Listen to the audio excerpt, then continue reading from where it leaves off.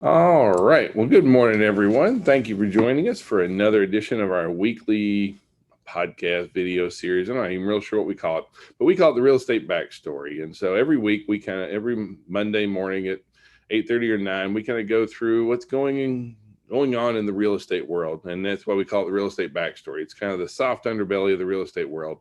So the things that we see happening and kind of what's going on.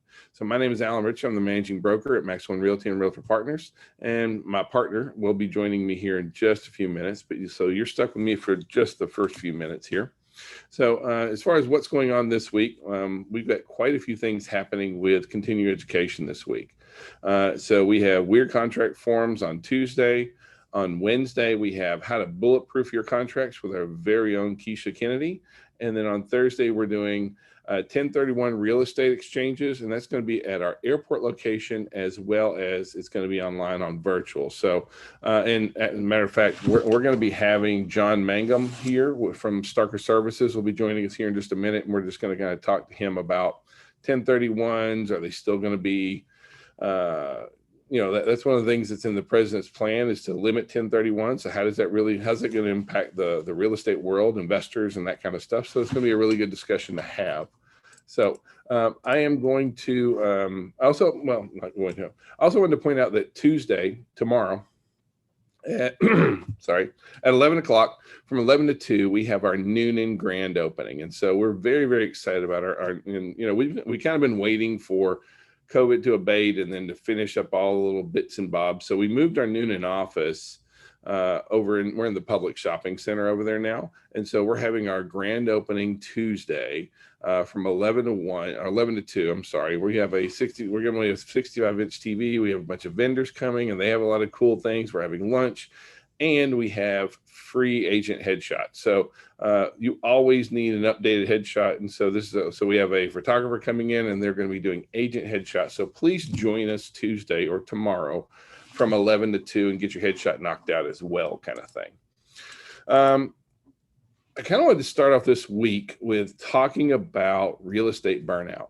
One thing that is, I guess in the real estate world, we are always ready to, you got to strike when the iron's hot. We have to be running it in business right now. Overall in the real estate world is pretty stinking good. And so, but with that comes the opportunity to really kind of get burnout in our industry right now. If you're working with a lot of buyers, for example, at the moment, the chances are you've written like literally hundreds of offers. We have a lot of our folks that are just writing a ton of offers, and that's because so many of our listings are going kind of over full price, and we have multiple offers going in at the same time. And so, there's just a whole lot going on in the real estate world. Property values continue to increase. It's a great time to sell. We want more sellers. And so I just see a lot of frazzled realtors out there, kind of thing. And we have to make sure that even though business is great, and I'm not saying not to capitalize on the fact that business is doing really well and the real estate market is doing really well, but we still have to have a balance. There has to be a point where we can still take care of our clients and make sure that we're still doing self-care and that we are making sure that we're still being wise about our time, especially time with our families and that kind of stuff. It's an unfortunate fact that the divorce rate in the real estate industry is not great. It's actually worse than the national average. And so why is that? Well, real estate, for all its many wonderful qualities, it is a high stress business. We tend to, when we have a client, overall, we tend to we will sacrifice for other people. That's how a lot of realtors are really, really wired. And while that's a really wonderful thing to be and way to be, the challenge is that it makes it very, very difficult to have that kind of life that you really want to enjoy. And so we have to make sure that we're staying conscious of this. Yes, we have to make money. Yes, this is your career and you're building your business, and it's very, very important. But what we have to do also is to make sure that we are looking at true balance in our lives. So we can't just work 70 hours a week and not take care of our family, not take care of our health, that kind of stuff. So please, even though things are great right now and continuing to look good, the forecast for real estate is overall is very, very strong. Let's make sure that we're taking care of ourselves in there as well. All right, I did want to go ahead and kind of share out kind of what we see or some new things going on. And so one of the things I want to kind of start off with here is that homeownership, or I'm sorry, that young people, our younger buyers, our millennial buyers especially, both younger and older millennials are underestimating the cost of what it costs to really, truly buy a home and understand those costs. And so there was a recent study that came out and said, how much home can you afford? And so, on average,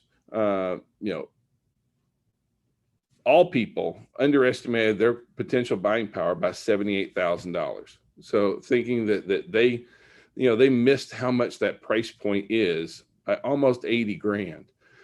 And that's a big one right there, because if you show homes to someone that's not fully pre-qualified and doesn't understand the payment versus price issue, I can tell you, if I go show someone a house at 350 and then we go look at homes at 270, they're not happy, right? No one goes from that 350 house down to a 270 and be like, well, this house is virtually the same. An $80,000 swing in purchase price, that's a big deal. And now you have folks that just are not going to be happy. Overall, 1 out of 4 of our buyers out there underestimated their buying potential by over $150,000. And that's a game changer. $150,000 off of value. That's not even in the same planet kind of thing. One of the next ones here is how much interest is owed on a home. 67%. I'm sorry. The answer, so for an average $300,000 house at 4% interest, how much of that goes to interest? And so the answer is right, $215,000 or 67%. 1 out of 3 underestimated the interest owed by $200,000 or more. They don't understand it. And a lot of them are off by 93%, 93 to 100%. So people don't understand how compounding interest works, as well as, the whole process of, in the beginning of your mortgage, you're not going to pay as much towards principal as you are at the very end kind of thing. And then how about home values? This is another one that a lot of our buyers don't understand how much home values increase. And so the question was, how, over a decade, at an average rate of 4%, which we've been running closer to 5%, what's that really mean? And so the true answer is that, your average home is worth after 10 years, $144,000 or 48% of the initial value kind of thing. And so 1 out of 4 of our millennial buyers are underestimating that by over $100,000. So we have a lot of misconceptions. One of the last things here is, what terms can they confidently answer? Only half, okay, again, half of our buyers know what an appraisal is, 48%. 58% don't know what a deed is. 62% don't understand assessment. 64% don't know what a principal is. 68% don't understand what escrow is. When you really get into it, 72% don't understand earnest money. 74% don't understand amortization, which is what we were talking about earlier. Then an ARM or an FRM, fixed rate mortgage, adjustable rate mortgages, in the 80s, people don't understand that. And so understanding these terms, this is a call for us to educate. Okay, when we see this many issues with our buyers today not understanding basic terms, this is also one of those that's on us. Like this is our bad here, because we've got to be able to make sure that we are being the person or the group, the entity that is truly sharing out there what is it that our buyers need to know. I mean, this is on us to try and make sure that we've got these ducks in a row here kind of thing, because our clients really need that. Now, at the same time, what are our buyers looking for? What are our top 10 buyer priorities in a house? And so this is some new information that just came out. And so this is all really recent information from 2020 and 2021 as it relates to the pandemic. And so this is good information for us to have. Right now, 28% of our buyers want a quiet location, which kind of follow suit. We've seen a pretty heavy rush into the burbs and even into rural properties kind of thing. 25% want an updated kitchen. 24%, the garage is a big deal. Large backyards, outdoor living area, those kind of go together. Space for pets. Pet adoption has really doubled during the time. Updated bathrooms, home office. I mean, who's not doing Zoom right now? I mean, I'm here right here doing it. Broadband, high-speed internet's a big deal. And then we still, the last one on there, open floor plan at 16%. That used to be much higher up the list. And the challenge is in a Zoom kind of area and with so many people working from home, the open floor plan has actually dropped a lot because now we need designated space or places where we can go do a lot of different things. And so open floor plan actually is way down on that list. It's still folks like the open floor plan, but the importance of it on buyer priorities it's nearly half of where it used to be kind of thing. So we also have some of our buyer competition is starting to show signs of easing kind of thing. And so that's been really, I'm not going to say that this is good because I don't want there to be less buyers in the market. That really, that means that we're not going to be having, well, let me back up. Oh, and look, my lovely bride is with me. Good morning. So, but when we don't have those buyers in the market, the thing is that wealth in the United States is highly tied to home ownership. And so I don't want people not being able to take advantage of home ownership. I feel that it really is a very important thing. That's how Americans build wealth. And so that worries me when I see buyer competition is kind of abating somewhat kind of thing. So, we are seeing that, about 70% of our offers are still in a bidding war, but that's actually down a little bit kind of thing. And overall, it says, the housing market had been going at 100 miles an hour. And so now it's down to about 80 miles an hour is according to Redfin's chief economist. But we're also seeing where new listings are actually up 7% this week. So that's kind of another very encouraging tidbit kind of thing. So we are seeing where buyer interest is waning just a little bit and new listings are ticking up a little bit. And so honestly, that we kind of need a little bit of both of that right now to see our market start to flatten out more. I'm not saying that I want the market to go down or anything like that, but if you look at our median list price, for the last 3 months or, for the last 3 weeks, I'm sorry, we're running and even annually, we're running around 13 to 15% over last year. That's not a sustainable number long term. We can, the industry, no one's making 15% more than they made last year, and so that's not something and that's kind of leading. And on a matter of fact, housing is one of the driving indicators for. And just get a little encouragement to your buyer. I actually talked to several lenders last week and asked them, I say, what type of percentage loan you're looking at pushing through your file. Believe it or not, FHA is still a leading force with the lender. So that means that there's a lot of FHA buyers out there and they have seen accepted contract with FHA loans. So tell your client not to be discouraged. I know it's tough with some sellers, but it's not all the case with all sellers. And there is some light on the horizon kind of thing. So right now, inflation is not looking too great.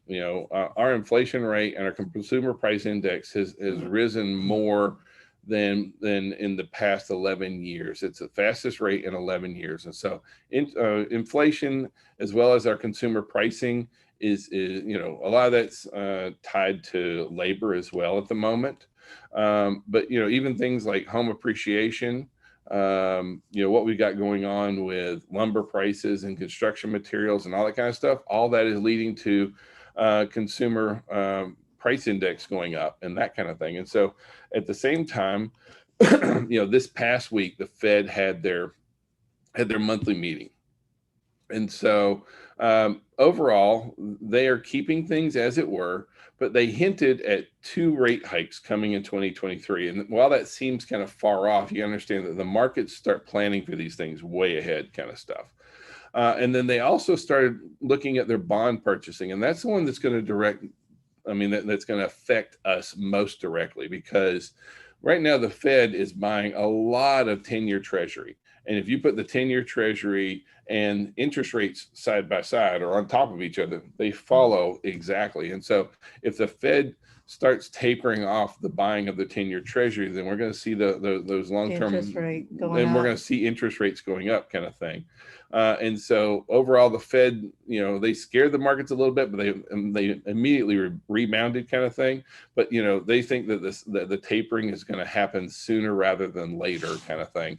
And so we kind of got to be ready for that, as far as that goes, because this week interest rates are still phenomenal, kind of thing. And so we're at a 2.93. I fully believe by the end of the year that we're going to be in the mid threes. And so the fact that we have a little bit more inventory coming up, we have some buyers that are choosing to hold off being in the market. This is a better time right now. And demand for mortgages started to go back up again. We had 3 weeks where mortgages were under last year. The number of people applying for mortgages was actually under last year for the last 3 weeks. And last week we had a rebound. So I am pleased to see that. But we've got, in order to lock these rates, you got to get a property under contract. So we really, really do need that going on as well right now. So, whoa, sorry, I blew right by that one. So initial claims still came in, right at 400,000, roughly, kind of thing.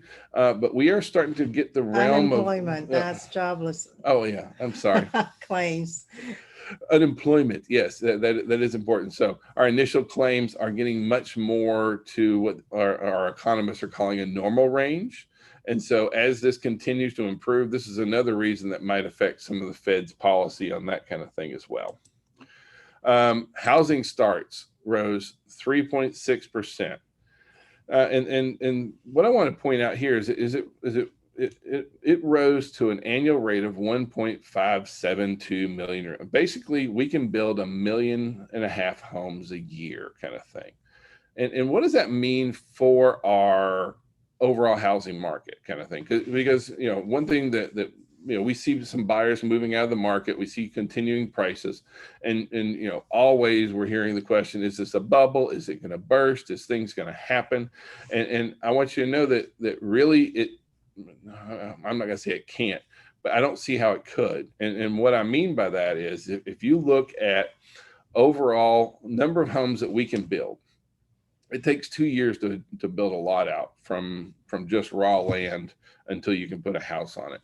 And then we have shortages of labor, shortages of lots, shortages of materials, all this kind of stuff going on. About the most homes that we can build a year is around 1.5 million, 1.6 million. But here's the bad news. Right now, we have a housing shortage. That didn't come out right at all, of between 5.5 and 6.5 million. So basically we are short 6 million houses in the US right now. We can only build 1.5 million a year. So that's saying if everything stayed exactly the way it was, if we build 1.5 million homes a year and we didn't grow anything in population, we would have a seller's market basically for 4 years in order to reach that. However, let's throw in the millennial, and the millennial generation is our largest generation. And of that group, the largest group of millennials are all in the 28 to 32 years old. And so over the next 5 years, the largest group of our population is all reaching first-time buyer age, which is right now 33 years old. Yeah. So we are short 6 million houses. 1.5 million is how many we can build a year. And we have the largest population of any generation coming into first-time home buyer range. So when you put those things together, is the market going down? Is this a bubble? It's simple supply versus demand. We don't have enough houses. Now, NAR, National Association of Realtors, as well as, in DC, the Biden administration, there's a lot of folks trying to get more affordable housing. And a lot of that's got to kind of work its way all the way down to local zoning boards and that kind of stuff. And we are seeing a lot of push for that. But as it stands right now, we're at least at 4 years, guys. And so when people are saying, well, I think we'll wait. I think we're going to back out of the market. I think we're going to hold off. I'm going to show you what's happening with rental rates here in just a minute, and you can see how that is not a safe haven for folks right now either, kind of thing. So here's some good news. Oh, we needed it. Falling. Yeah, look at here. So, it went up to a high of basically they call it, they do it by per 1,000 board feet, so 1,000 foot of lumber kind of thing. You can see kind of historically where the average is. You can see where, from 2015 to 2019, that average price was somewhere around $300 per 1,000 board foot. At its peak, it went up to 1,800, and so now we're starting to see it come down. And coming from a $300 a board foot to $1,000 a board foot, it's still 300% up, but it's not as astronomical. And the other thing is that we have seen hoarders in the lumber industry. And so we had all these big lumber manufacturers that were going out and buying up all this lumber to try and force the price and force the price. But guess what? Price is dropping. So they're starting to dump it now. And so we finally are starting to see a little bit of easing on lumber prices. And that is great news, because that's one of the things that is causing some of the inflation numbers in housing right there. So I'm really, really pleased to kind of see that going on at the moment. At the same time, Fannie Mae has meaningful downgraded its forecast for 2021. Now, you have to understand how economists speak, okay? Because they're not like human beings. I'm sorry, but they're a human being, but they think in a different spectrum than we do. I mean, like if I told you, hey, I want to meaningfully downgrade this, okay, what does that really mean? And so here's what it really means, okay, is that originally they were looking at home sales would grow by 6.3% in 2021. They have downgraded that by a third, basically. And so now they feel that home sales are going to go down to 4.2%. So basically they're downgrading it by a third. And that's what they mean by meaningful downgraded kind of thing. And so, you got to understand that right now there's a lot of factors on housing. One of the biggest is that we don't have enough houses to sell. Like if we had houses to sell, what would our market be like right now? I mean, that's the thing is it's not a shortage of buyers, it's a shortage of sellers. And also the price of the home would not be as high as it is right now. So if we are flattened out, it'll be back down by another $20,000-$30,000 average. Yeah. So basically we don't have enough available listings, and we have a softening pace of new construction at the same time, kind of thing, which is all helping to fuel some of the same issues we have with inflation. Matter of fact, if you look at what Fannie Mae's projected home sales and projected mortgage originations for this year and next year, you can see we're not looking at any kind of significant uptick in both sales or mortgages. Actually, we're looking at a massive drop in refis, kind of thing, half of where it was in 2020. Down by half again from where it was in 2021. But you can see that we're not looking at being able to sell more houses because we don't have more houses to sell out there, kind of thing. And so that's what's really, and so when you put all that on top of just the constraints of supply versus demand, you can see again why we really don't feel this is a bubble. And also, we hope that we can, what I really want is that you're able to communicate this clearly to your clients, that this is not the time to wait the market out, kind of thing. Vacation homes continue to skyrocket. And I can tell you right now, Airbnb's all booked right now. And with new COVID policy where they clean, sanitize, and stuff like that. So in 2020, vacation home sale rose 16.4, outpacing the growth of total existing home sale 5.6. So really triple. Yeah. So triple the amount. So, and also the median home in 2020 existing home sale price rose by 14.2, whereas vacation rose by 10.1. So there's some value in vacation homes. And so what we're seeing is places like North Georgia mountains, I mean, here in, of course, out in Savannah and the coastal areas are going to have that, but, closest thing to home for us normally is going to be the mountains, and mountain property really is going Yes. a little bit bonkers right now, kind of thing. So we see that going on. Now, earlier we talked about what happens when the folks are waiting out Yes. and not choosing to engage in buying. Well, guess what? The U.S. median rental price, overall rents rose 5%. But guess what it did in Atlanta, right? And so overall in Atlanta, rents are up 13.2%. Gosh, what else has gone up about 13% this year, May? How about home prices, right? Yep. So the thing is that, yes, is home prices appreciating, and absolutely, but rents are appreciating also, kind of thing. And so the idea of, Right now, I can't afford to buy, you're not going to be afford to rent either at this point, because there isn't going to be, I'll just rent and wait this out. So let's take some mathematics. Okay. So Henry County average square foot, 1700 square foot home is renting at anywhere from $1,700 to $1,800. Okay. Average sale home for this, for that square footage in Henry County, currently running about 200 to 25. So with the low interest rate, your monthly mortgage is only about 1,200. Now, if your rental rate is 1,700, you do the math. Yeah. I mean, the investors are still continuing to make money, and these inflation prices, the thing is that, for folks that are going to be like, I want to wait this out. What we're trying to, and what we want you to communicate is that, listen, this waiting the market out is going to cost you more, right? Like not participating in the market is not going to save you, kind of thing, because the properties are worth more. Guess what landlords are doing? Raising rents.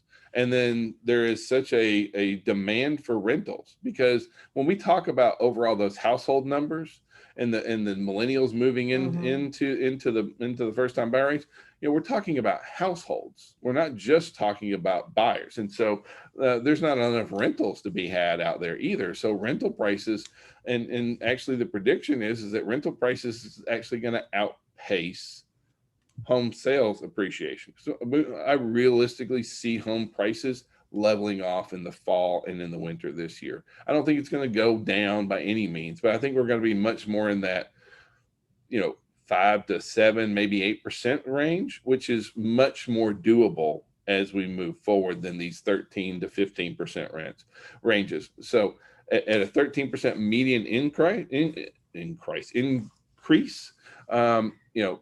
we need to be communicating, especially if you're working with buyers. This is not the time to jump on the fence. This is not the time to wait this out, because their rent is going to start eating up into their down payment. It's really what's going to happen.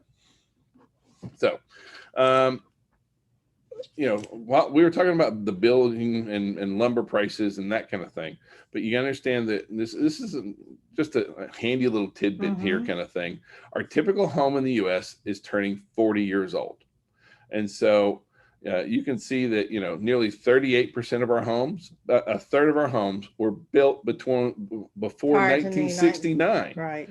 And so all those have to have lead-based paint disclosures, just so you know. But that's a third of those. And so you can kind of see where we're at on there. But this is what's partially fueling, like Home Depot, Lowe's. If you look at their stock and you look at what's going on there, and the renovations and that kind of stuff, that's not looking to go down at all. Again, we need more new homes. But trust me, when every time Alan goes Home Depot, it's about $200. Yeah. He goes quite a bit. All right. Also, with the same appreciating market, this has been really rough on our flippers. So our flippers have not been able to right now, only 1 out of every 37 transactions was a flip. And it wasn't that long ago, a year or so ago, the flippers were running the market, and they were really, really hot and heavy out there, kind of thing. And so just kind of let you know, we are seeing much less flips, and we're also seeing, because of where the market is, we're not seeing as many repairs done either, kind of thing. All right. Do your clients check mistakes on their credit report? And so there was a study done that said, for people, they took a sampling of folks and said, what kind of errors are we having out there? And so 41% of people have an unrecognized account on their credit report. 26% have unrecognized debt recorded to collections on their credit report. And it's called identity theft. Well, it's more common than you realize. A quarter of folks have payments wrongly reported as being late, and 12% have payments reported as missed entirely, kind of thing. And so in addition, over half have wrong addresses, a third have misspelled names and wrong names. Now, the misspelled names and the wrong names, that really does go a lot with credit, with credit fraud and that kind of thing. But what we have to understand, what we need to be talking to our folks is, if you are trying to buy a home and you haven't checked your credit out, it takes months to get these things straightened out. And so, if you're going to go try and get a mortgage right now, you need to be, or in a month from now or 6 months from now, you need to be working on your credit report now. You need to be pulling it. Everybody can get a copy of their credit report every year for free. There's several monitoring services, but we really need to be sharing that out there with our folks. So, John, I believe that you have joined us now, and so I think we're going to try and bring John Mangum in here with us, kind of thing. So, hopefully, John. You can hear us, and also you can you're on mute right now. So we just kind of turned you on there. John, are you there with us? I am, and let's see. I'm getting my video connection started. How about that? So John is with 1031 Exchange, y'all. So a lot of our investors are looking at some tax haven, tax shelter, and 1031 is one. He's not with 1031. Well, okay. I mean, he is. John, you're with Starker Services, correct? That's correct. Can y'all hear me? Okay. I hear you just fine. I haven't seen you yet, but I'm getting an error on the video, but I'd be glad to chat for a couple of minutes. Well, then they can just look at our pretty face, and then they'll hear you. So that works out fine. So I'm not sure what's going on, because my video usually works very well. No big deal. We got this worked out. I mean, like I said, we'll just kind of adapt and overcome. We'll be like the Marines today. So you're teaching a class for us on Thursday, which thank you very much. We really do appreciate that. And so you're going to be going over 1031. We got that on our Zoom, as well as that's going to be live in our airport office. And so, there's been a lot of news about 1031. And so I know that, it's not really fair to say, hey, give us an overview of a 3-hour class right now, kind of thing. But, please tell us a little bit about what you do, Starker Services, and then how we can work together. Sure. Well, first of all, thank you for having me this morning, and thanks for promoting the class and sponsoring the class this coming Thursday. We did one, and I think it was either January or March. Must have been January last year, before COVID hit. Right before, yeah. Yep. We had a good group in the class, and looking forward to a good group live for those of you who come Thursday or online, either way. But what I like to do when I've got an opportunity to talk to a group, I still refer to this as the old-fashioned sales meeting, where you're talking with your group. And how can I get the basic concepts of 1031 across in just a few minutes? So I like to use a little bit of an analogy.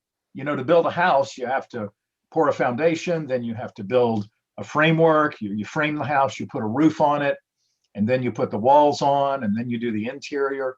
And these are all concepts that we all know.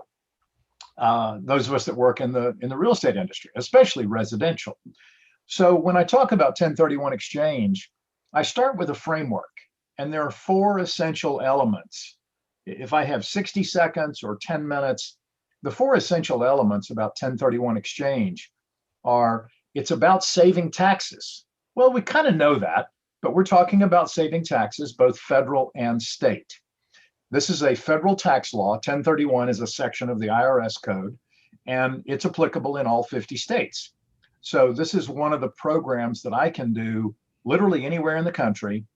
And I can also do it not only in the residential sector, but also the commercial sector, because Section 1031 deals with properties held for investment. And so back to my framework, we're talking about saving taxes at the federal level. The capital gains, the maximum rate is 20% plus there's a 25% layer for depreciation recapture. And then at the state level for Georgia, it's 6%. So if one of your clients bought a rental house, probably during the downturn, that's what we're seeing a lot of right now, for let's say $100,000. Today, that house can be sold for 200, maybe 250, maybe more, depending on the environment that it's in, the neighborhood.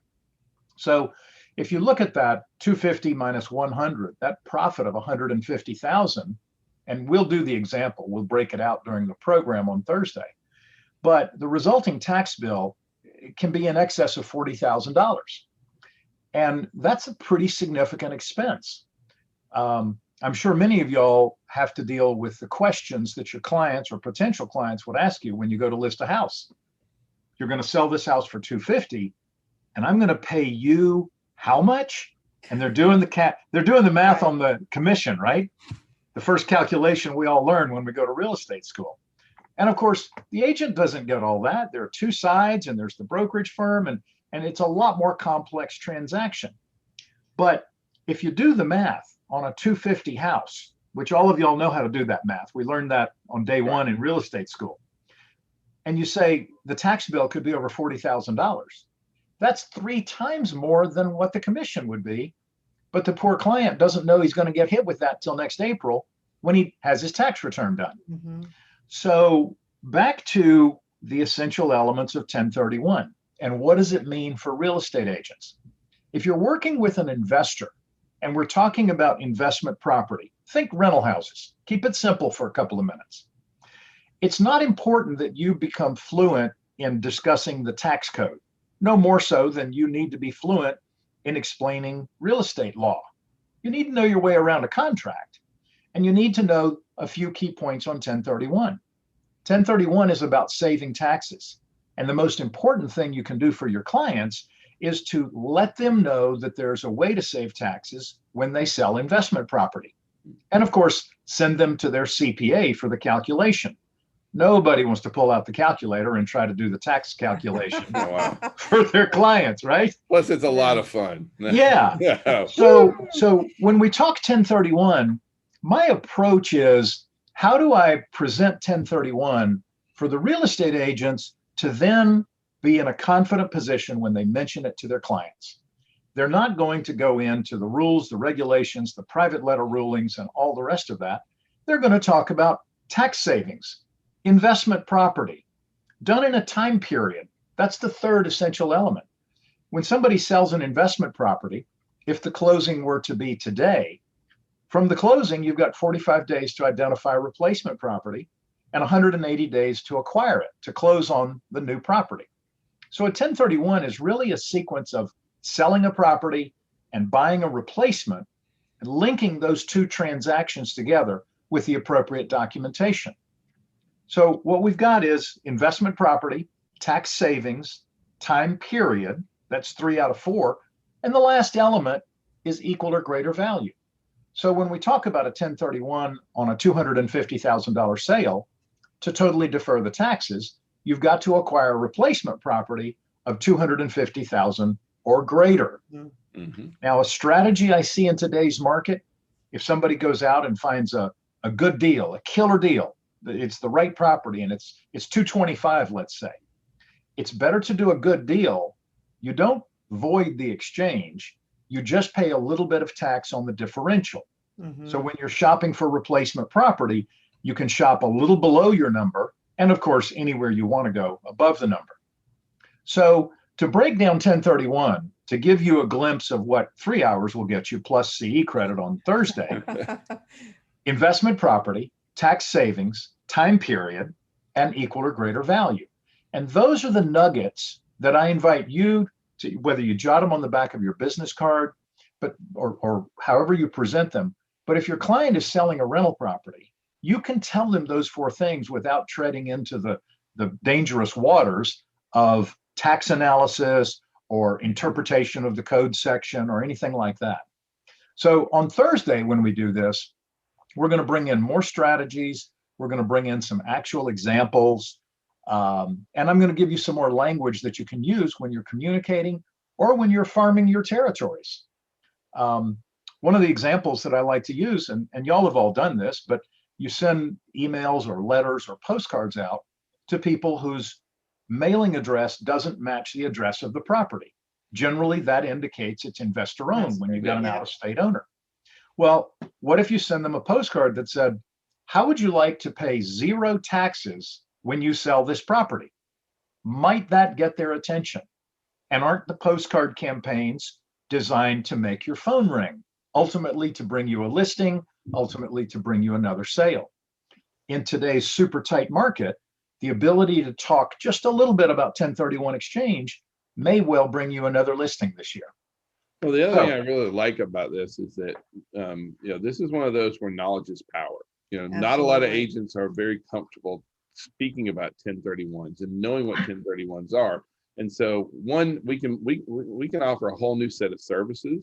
But the other side is, you know, not to be, you know, the capitalist guy here, but now I went from having a sale to guess what else we have to do within 45 days. We have to acquire another property. So you're getting 2 transactions out of this.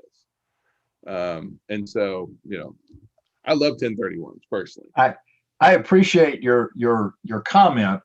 And I like to joke in the classroom, if anybody doesn't want to make 2 commissions, well, we could excuse you now, because that's what, now it doesn't always work that way, because sometimes the 1031 person has already done the first step, but they're coming to you and to your agents to say, I need a replacement property in the amount of 200 to 300,000. Well, one agent says, oh, that's 1031 tax stuff, I'm not sure what to do. The next agent says, I sat through Mangum's class, I know what to do. Put him in my car, let's go shopping, because he or she will make a decision quickly.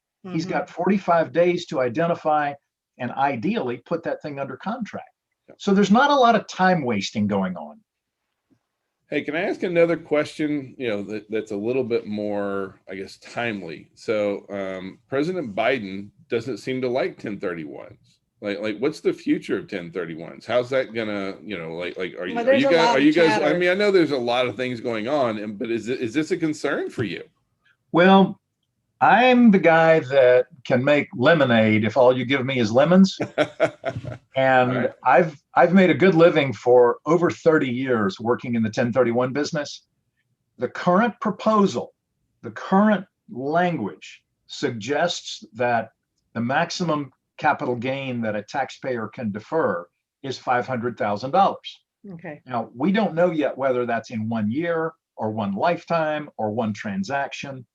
But I would tell you, I've never been happier to work in the residential real estate sector, where we deal in houses that sell from 100 to 500 to even $1 million, because the gain in those houses will largely be able to be deferred under the Biden proposal. Whereas if I were in only commercial real estate selling 10 million and 50 million, the 500 would be a rounding error. Right. So if it were to pass, based on the language that we've seen so far just in the press, we think that we would still be in a strong position to use and to promote 1031s across the residential investment real estate sector. Well, any saving is better than no saving at all at the end of the day. So it doesn't matter. And I just hope that the administration won't take something away that investors have worked really hard in obtaining these goals. And they're also a, you know, spender of our economy as well. So, but anyway, I'm just hoping they won't take that away. Well, the major real estate organizations, NAR, the Farm Group, the Land Group, big organizations all over the country are coming out in support of 1031. Yeah.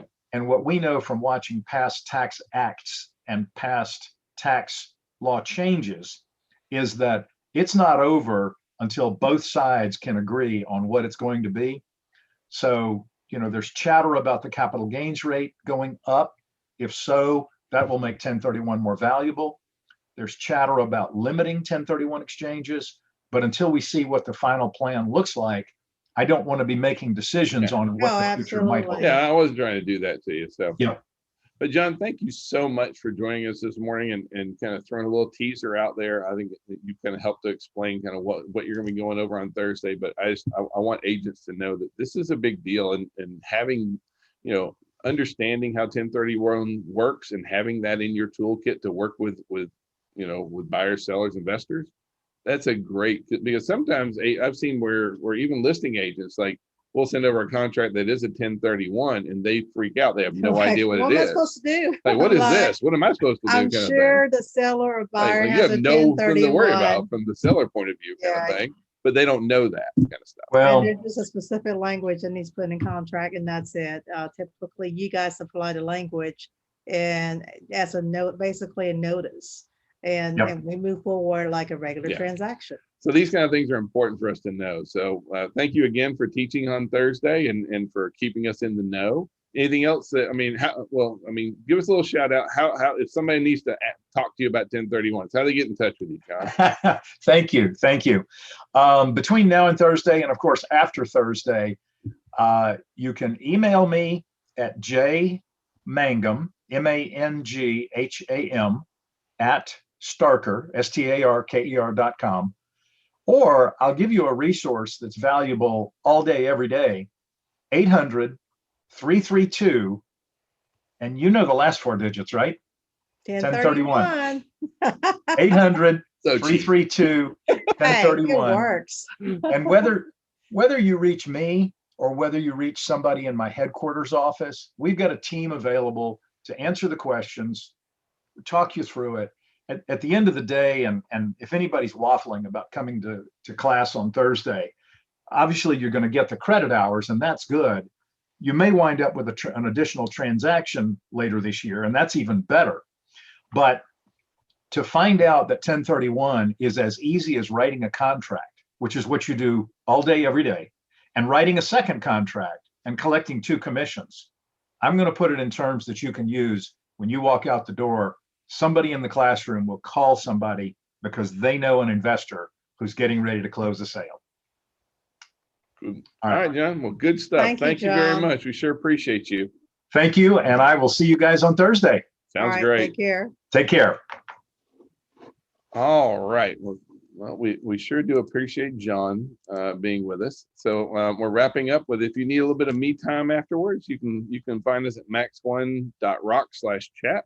We are always hanging out for a few minutes, so we're available. So call, text, smoke signals, we do it all. So we hope that you guys have a wonderful week. Happy Monday. Yeah. Bye, y'all.